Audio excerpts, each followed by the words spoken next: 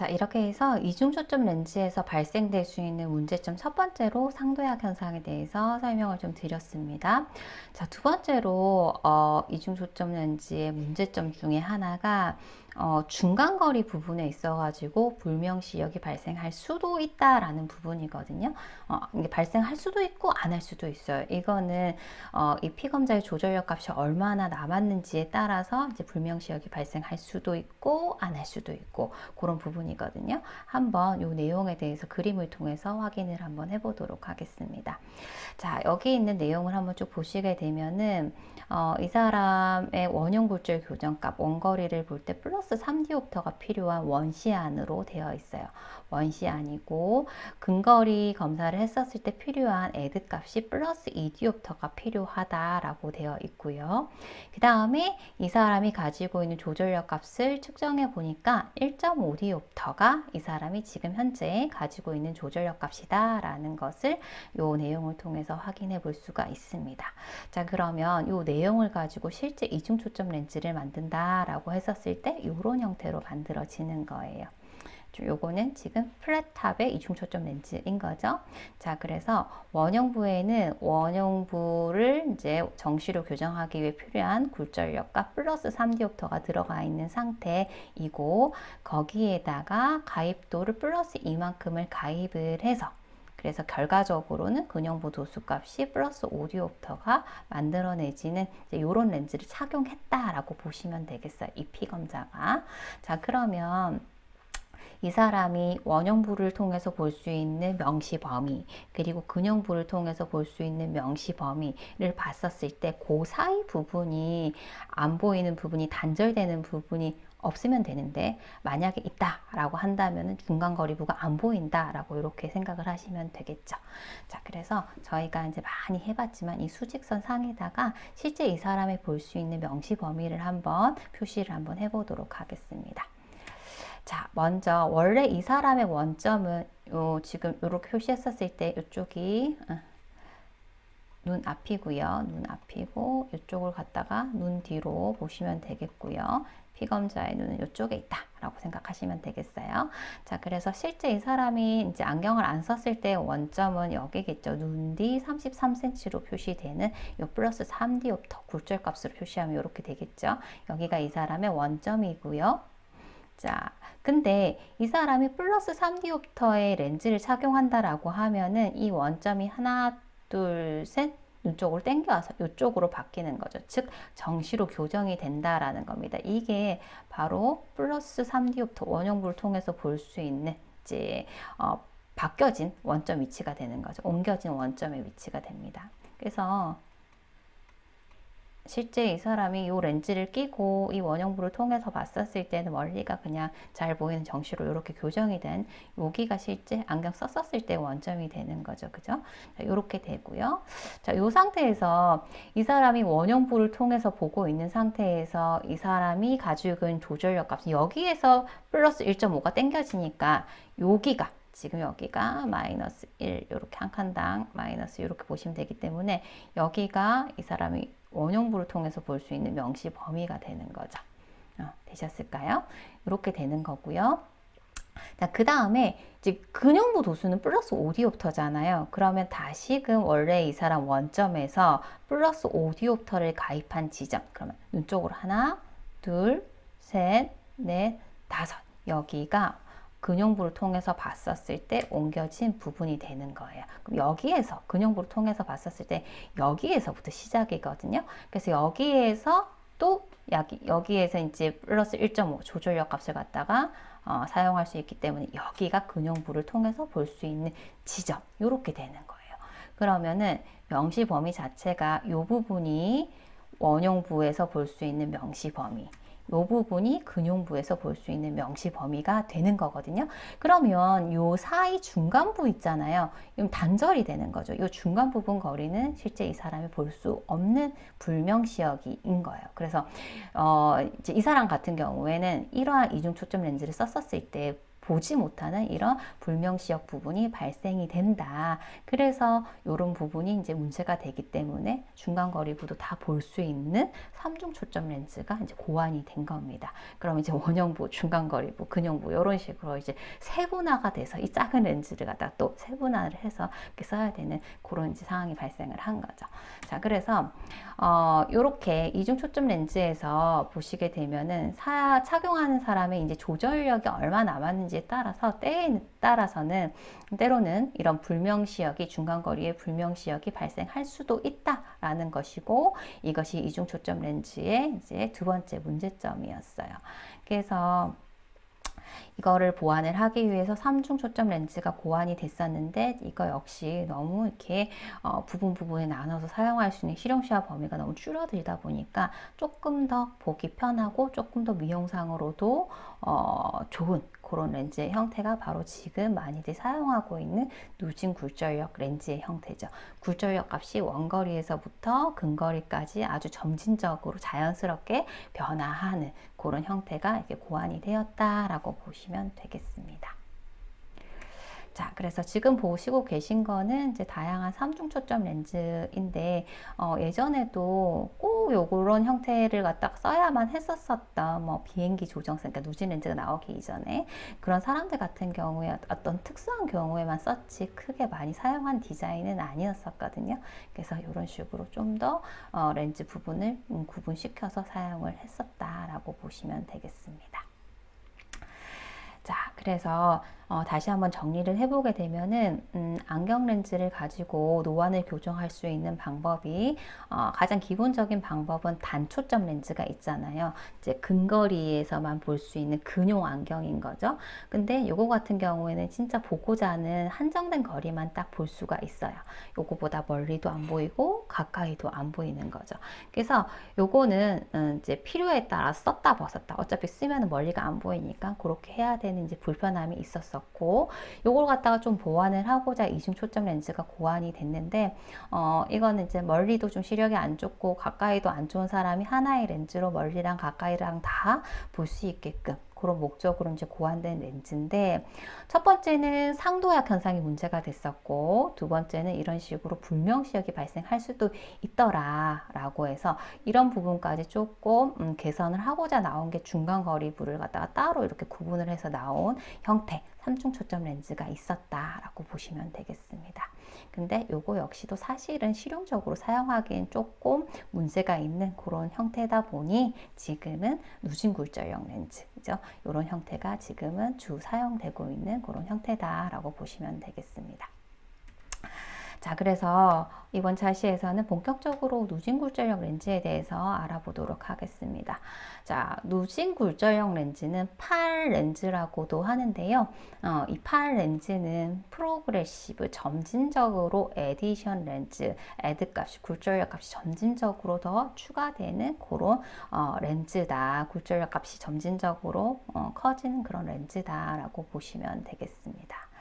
자, 누진 굴절형 렌즈 같은 경우에는 그냥 뭐 앞서서 저희 살펴봤었던 다양한 이중 초점 렌즈 형태랑 비교했었을 때는 외관상 거의 드러나진 않잖아요. 그죠? 완전히 드러나지 않는 건 아니지만 훨씬 더 미용상 좋죠. 그래서 누진 렌즈는 이제 모든 거리를 다 명시를 할 수가 있고 그리고 보기에도 훨씬 더 미용적으로 좋다 보니까 그런 부분에 있어서 가장 큰 장점이 있는 렌즈고 중간거리부도 이제 보이고 하다 보니까 그렇지만 사실 이게 하나의 렌즈로 모든 거리를 명시할 수는 있지만 좀 선명하게는 안 보여요. 선명하게는 안 보이고 그래서 단초점 렌즈를 이렇게 좀 번거로워도 뭐 멀리 볼 때 따로 가까운 데 볼 때 따로 이렇게 썼었을 때처럼 선명하게 보이는 렌즈는 아니기 때문에 반드시 누진 굴절형 렌즈에 대해서 설명을 하실 때는 모든 거리가 보이기는 하지만 편리하게 쓸 수는 있지만 아주 선명하거나 썼었을 때 편한 렌즈는 아니다라는 부분에 대해서 좀 잘 인지를 시켜 주셔야 되세요. 그래서 누진 굴절력 렌즈를 선택하는 경우라고 하면은 원근거리가 굉장히 빈번해서 썼다 벗었다 하기가 굉장히 좀 불편한, 그리고 이제 선명도에 대해서 크게 아주 민감도가 높지 않은 경우에 선택했었을 때 만족도가 좋은 그런 렌즈예요. 근데 반대로 얘기하면 성격이 굉장히 좀 예민하고 까칠하고 아주 선명하게 봐야 되고 명확한 걸 좋아하는 사람 같은 경우에는 썼을 때 뭔가 찝찝할 수도 있을 법한 그런 렌즈의 형태예요. 그렇기 때문에 지금은 그래도 예전보다는 훨씬 더 이 기술이 많이 발전을 하다 보니까 그 선명도 부분에 대해서, 그리고 썼었을 때 어쩔 수 없이 발생하는 주변부의 수차에 대한 어른거림에 대해서 많이 개선이 돼서 지금은 적응하시기에 크게 막 되게 정말 많이 불편하다라고 하는 경우는 예전에 비해서 많이 줄었거든요. 그렇긴 하지만 이렇게 기대치가 너무 이렇게 높은 경우들이 많기 때문에 분명히 다 보이고 볼 수 있는 렌즈이긴 하지만 조금 적응이 필요하고, 그리고 단초점처럼 선명하게 보이지는 않는다라는 부분에 대해서는 먼저 인지를 시키시고 이 렌즈를 갖다 조금 설명을 드리는 게 좋습니다. 자, 조금 서두가 좀 길었는데요. 이제 이런 이제 특징을 가진 렌즈고요. 자, 그래서 정리를 해보면 누진 굴절력 렌즈는요, 한 장의 렌즈인데 원형부에서 군형부로 가면서 구면의 곡률 반경을 바꿔가면서 굴절력 값을 변화시켜줘요. 그러니까 지금 이렇게 렌즈가 있으면 위에는 원형부가 들어있죠. 그리고 굴절력이 점진적으로 이렇게 들어가는 거잖아요. 근형, 중간거리부, 근형부 이런 식으로 되는데 이 굴절력 값의 변화를 어떻게 주냐 하면은 한 매의 렌즈로 되어 있는데 지금 렌즈에 있어서 지금 예를 들어 가지고 앞쪽에 이 곡률 값을 갖다 더 플러스 값을 더 크게 점점 주는 거죠. 그럼 플러스 값이 밑으로 내려오면 내려올수록 굴절력 값이 더 커지잖아요. 이런 식으로 곡률 값을 갖다가 곡률 반경 값을 점점 플러스 방향에서 짧게 해서 플러스 굴절력을 점진적으로 가입시키는 그런 형태로 만드는 게 누진 굴절력 렌즈예요. 자, 그러면 이 누진 굴절력 렌즈 같은 경우에는 원피스 타입 일체형이라고도 얘기할 수 있겠죠. 그쵸? 지금 하나의 재질로 되어 있는데 굴절력 값을 갖다가 가입을 시켜줄 때 곡률 값을 여러 개를 줘가지고 결과적으로 근용부까지 굴절력 값을 만들어내는 형태잖아요. 그래서 원피스 타입의 일체형의 어떻게 보면 그렇게 구분을 해줄 수 있는 그런 렌즈의 형태다라고 보시면 되겠습니다. 그래서 근용부로 가면서 구면의 곡률 반경을 변화시켜서 궁극적으로 명굴절력을 플러스 방향으로 증가시키는 그런 형태이고, 그래서 모든 거리를 명시할 수 있게끔 만든 편리한 렌즈다라고 보시면 되겠습니다. 자, 그래서 이제 이런 부분을 갖다가 다 개선을 시켜서 아주 자연스럽게 볼 수 있게 만든 형태이다라고 보시면 되겠고요. 그래서 누진 굴절력 렌즈의 구조를 보시게 되면 이런 식으로 되어 있어요. 자, 이렇게 위에는 파랗게 되어 있는 부분이 이제 원거리를 보기 위해 필요한 도수가 들어 있고, 아래쪽으로 내려오면서 플러스 값이 점진적으로 이렇게 추가가 돼서 실제 이 사람이 보고자 하는 근용부의 굴절력 값, 이제 목적지가 여기인 거죠. 여기까지 점차 굴절력 값이 변화를 하게 되는 거고, 자, 여기가 누진대라고 하는 부분이 다르게 이야기를 하면 여기가 중간거리부가 되는 거예요. 중간거리. 그래서 실제 중간거리부 자체가 이게 구조상 가장 좁은 범위예요. 그래서 중간거리를 많이 사용을 해야 되는 경우에라고 하면은 중간거리가 조금 더 넓게 확보된 디자인이 따로 있어서 그런 디자인에 대해서 먼저 필요로 한다라고 얘기를 하고 그 누진 렌즈 그 타입을 또 선택을 하셔야 되거든요. 어쨌든 간에 구조에 있어서 중간거리부가 가장 이렇게 좁을 수밖에 없는 그런 형태로 되어 있어요. 원거리에서 근거리까지 원근 누진 굴절형 렌즈 같은 경우에는. 자, 그래서 원형부, 중간거리부, 누진제라고 하는 중간거리부, 근용부로 되어 있고, 그리고 회색깔로 되어 있는 부분이 수차부인데요. 수차부 안 좋겠죠. 시선이 지나가면 안 되는 부분입니다. 이게 곡률값이 점진적으로 바뀌면서 이제 수차가 많이 발생할 거 아니에요. 곡률값의 변화에 따라서 그걸 갖다가 이제 측면부로 다 몰아놓은 거예요. 그래서 실제적으로 기본적으로 이 측방부는 시선이 지나가면 안 되는 부위인 거고, 그래서 이런 식으로 구성이 되어 있기 때문에 실제 이 착용자가 사용할 수 있는 범위는 이 수차부를 제외한 요 범위만 사용을 할 수가 있는 거죠. 요 범위만. 그래서 누진 렌즈 같은 경우에는 특히나 종류가 굉장히 다양해요. 금액대도 굉장히 다양한데 그것 중에서 이 이제 종류를 선택을 하거나 금액대에 어떤 그 차별을 주는 그 제일 중요한 기준이 뭐냐면은 볼 수 있는 영역이 얼마나 확보가 되느냐예요. 수차보는 어쩔 수 없이 발생하는 부분이거든요. 어쩔 수 없이 발생하는데 굉장히 다양한 기술을 적용을 해가지고 이 수차보를 가능하면 줄이고 싶은 거죠. 그래서 회사마다의 어떤 그 자체적인 어떤 특수 기술을 이용을 해서 가능한 한 수차보를 줄이고 볼 수 있는 시야 범위를 갖다 많이 확보하면 확보된 디자인일수록 금액대가 이렇게 올라가는 거예요. 그러니까 다양한 기술이 접목된 그런 이제 편하게 사용할 수 있는 보다 더 선명하게 사용할 수 있는 그 시야 범위를 갖다가 렌즈에서 확보가 많이 되면 될수록 좋은 렌즈, 금액대로 봤을 때 좀 고가의 그런 렌즈로 구분이 된다라는 얘기죠. 그래서 기본적으로 기본적인 누진 렌즈는 원거리에서 근거리까지 다 볼 수 있는 원근용이에요. 여기에서의 구조를 보게 되면은 원형부, 중간거리부에 해당되는 누진대, 그리고 근용부, 그리고 어쩔 수밖에 없이 발생한 수차부, 이렇게 네 가지로 구성이 되어 있다라고 보시면 되겠습니다. 자, 그리고 참고로 누진 렌즈를 선택할 때 중요한 부분이 또 누진대가 또 중요한 이유가 뭐냐면은 누진대가 이제 근용부로 이행이 되는 부분이잖아요. 그래서 누진 렌즈를 저희가 주문을 할 때도 이 누진대 길이를 짧은 걸 선택을 하느냐 긴 걸 선택하느냐 선택사항에 있어서는 필수적으로 누진대를 선택하게 되어 있어요. 그러니까 생각해 보면 누진대가 짧고 긴 거에 따라서 달라지는 게 뭐냐면 원형부에서 근용부까지 도달하는데 이 굴절력 값의 변화가 급격하게 변화하는지 아니면 스무스하게 변화하는지 요 차이 값이 되겠죠. 그래서 누진대가 길어지면 좀 스무스하게 변하기 때문에 시선의 이동에 있어 가지고 조금 부담이 덜 하겠죠. 굴절력 값이 이제 점진적으로 크게 이렇게 급격한 변화가 없기 때문에 그렇게 될 텐데 이게 필요 없이 길어지게 되면은 생각해 보시면 원거리에서 근거리까지 갈 때 이 눈알의 어떤 회선량, 눈알을 돌려야 되는 이 크기가 굉장히 커지는 또 불편함이 있어요. 그죠? 이제 그렇기 때문에 꼭 길어진다고 좋은 것도 아니고, 그리고 이제 가입도가 어느 정도 되는지에 따라서 이게 너무 길어지면 오히려 더 불편할 수가 있어요. 시야 범위가 좁아들어서. 그럴 수 있고요.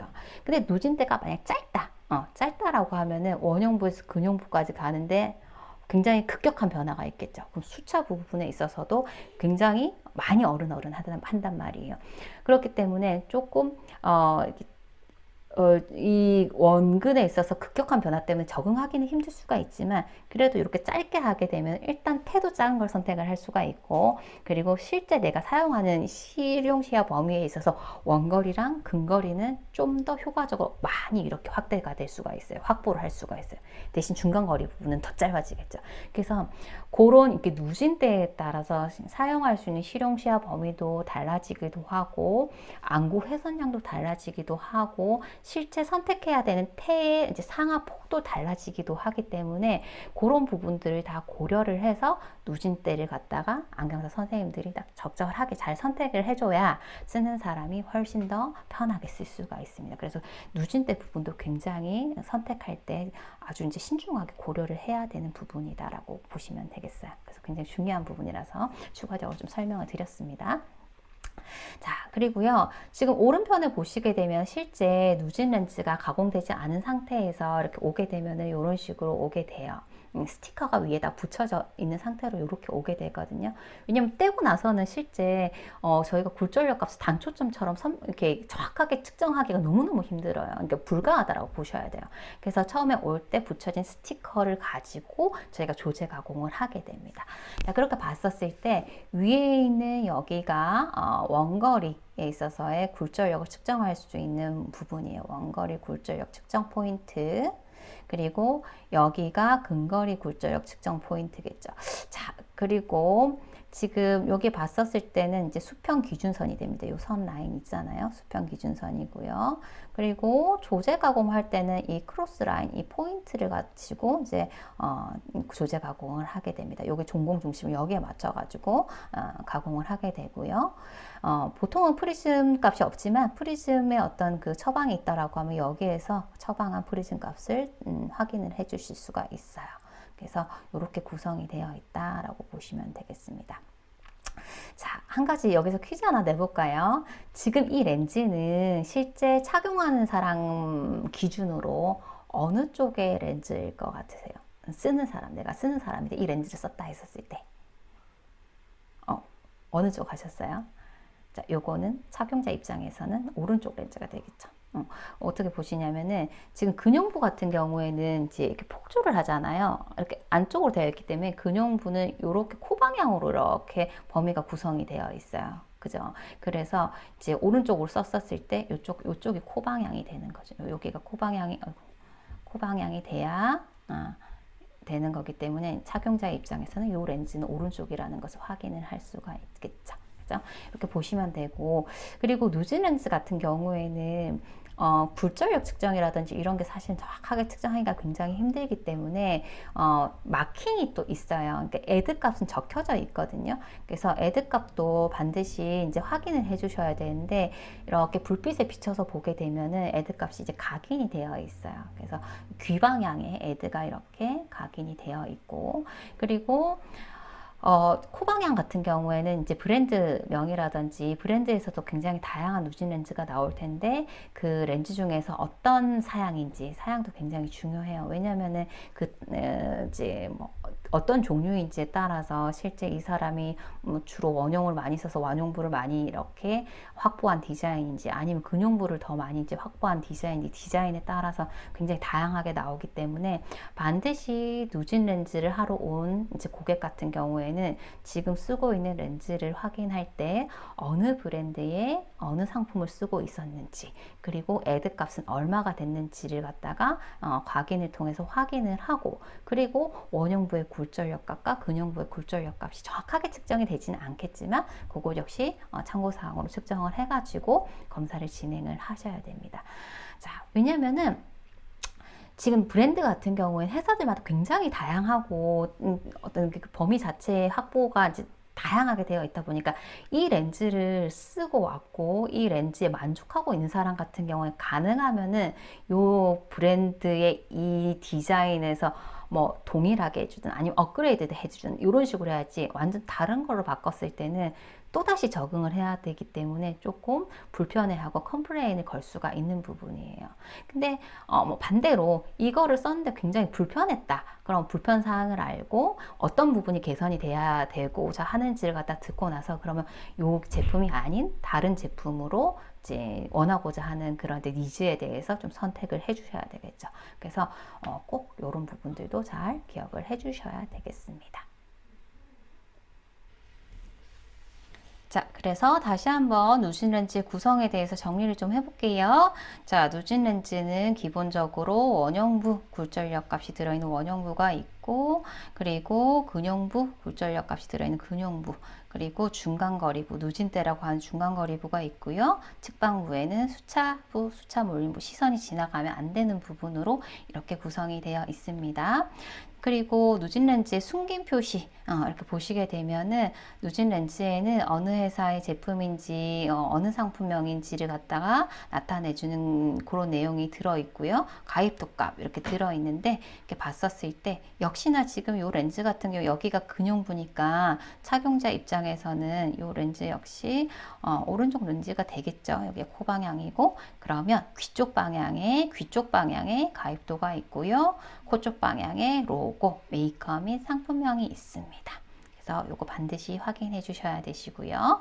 자, 그리고 지금 이렇게 처음에 렌즈가 도착했었을 때 마킹을 확인하시고 조제 가공을 하셔야 되는데 조제 가공할 때 포인트는 I 포인트 여기 십자가 표시되어 있는 여기 기준으로 가공을 해주시고요. 위쪽에 있는 이 부분이 원형부 굴절력 정확하게 들어있는지 측정할 수 있는 원형부 굴절력 측정 위치 그리고 근형부 굴절력 측정 위치 그리고 수평 기준선, 양쪽에 수평 기준선 맞춰야 될 거고, 그 다음에 여기 프리즘이 들어있는지 안 들어있는지 이제 확인할 수 있는 프리즘 측정 위치가 되겠습니다. 이렇게 구성이 되어 있습니다. 자, 한 가지 이제 누진대가 굉장히 중요한 부분이라고 했는데, 중간거리에 해당되는 누진대가 굉장히 중요한 부분이다라고 말씀을 드렸는데요. 이 누진대를 이제 뭐 다 몇 미리 몇 미리 이렇게 표시가 되어 있어요. 짧은 건 10mm부터 해서 한 14mm까지 보통 있는데 16mm도 있습니다만 요즘엔 잘 없는 것 같고요. 있는데 이 누진대의 길이를 회사마다 조금 다르게 그 기준으로 해서 표기를 해요. 그래서 누진대 했었을 때 그 누진대의 길이가 여기 I 포인트 있잖아요. I 포인트에서 근용부의 상부 경계선까지를 누진대로 보고 그 값을 갖다가 이렇게 표기를 해 놓은 회사도 있고요. 때에 따라서는 이 I 포인트에서부터 근용부의 강중심점까지의 거리값을 가지고 누진대로 표기를 해 놓은 회사도 있어요. 그렇기 때문에 그 부분도 꼭 확인을 하셔가지고 누진대 길이를 잘 선택을 해주셔야 되겠습니다. 그래야지 이제 누진 렌즈 같은 경우에는 이 초점 위치가 굉장히 중요하다 보니까 이제 이런 이제 세세한 부분들에 대해서 특히 민감한 분들은 굉장히 불편함을 크게 느끼시거든요. 그래서 이렇게 꼭 잘 확인하셔서 누진대를 좀 선택해 주시길 권해드립니다.